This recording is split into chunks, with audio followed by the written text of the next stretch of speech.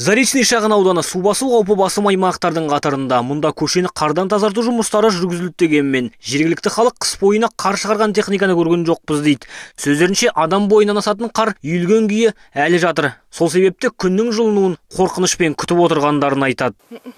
Сугроб, видите?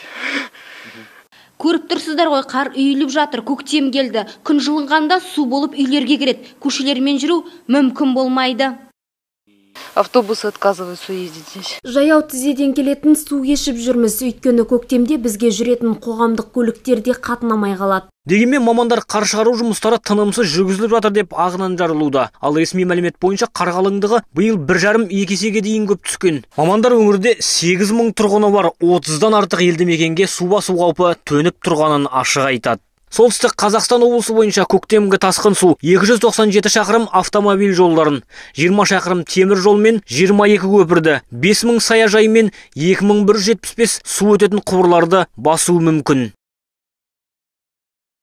Формирование весеннего паводка, который будет... Тасқын наурыз айының соңы мен сәуірдің басы кезінде басталады деген болжам бар. Сол кездері қар еріп, 10 шақты ауылға қауіп төндіреді. Кейін есіл ернеуінен асып, тағы біршама үйге су кіруі мүмкін. Селеті су қоймасынан келетін суда Уәлиханов ауданындағы ауылдарға қауіпті болып отыр.